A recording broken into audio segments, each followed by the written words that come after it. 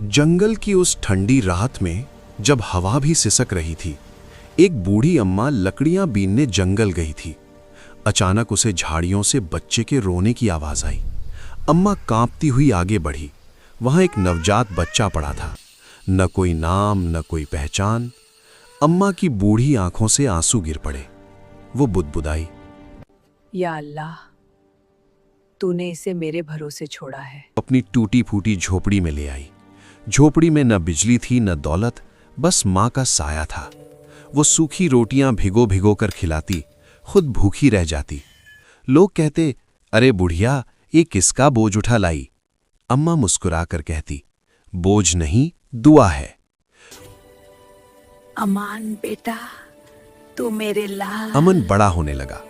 उसके चेहरे में अजीब सी रोशनी थी, जैसे शहजादों वाली शान। पर वो अपने आप को एक गरीब अम्मा का बेटा ही समझता था। उसी गांव में रहती थी सना, एक भोली सी बकरी चराने वाली लड़की। सादा लिबास। अमन और सना अक्सर पहाड़ी के पास मिलते।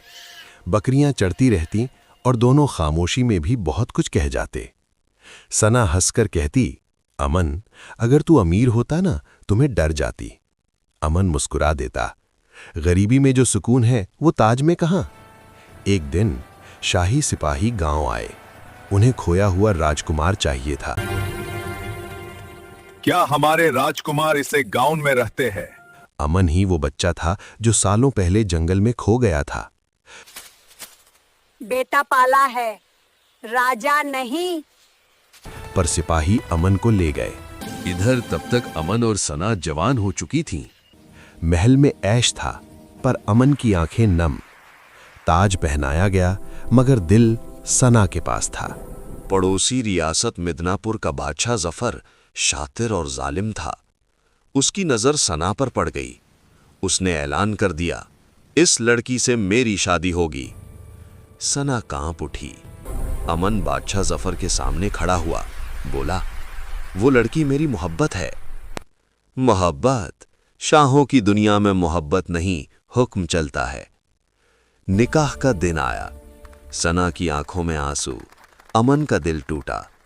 अचानक बूढ़ी अम्मा लाठी टेकती हुई पहुंची। उसने कहा, अगर मेरी दुआओं में ताकत है तो ये निकाह नहीं होगा। जफर की साजिश उजागर हुई। बादशाह जफर गिरफ्तार हुआ।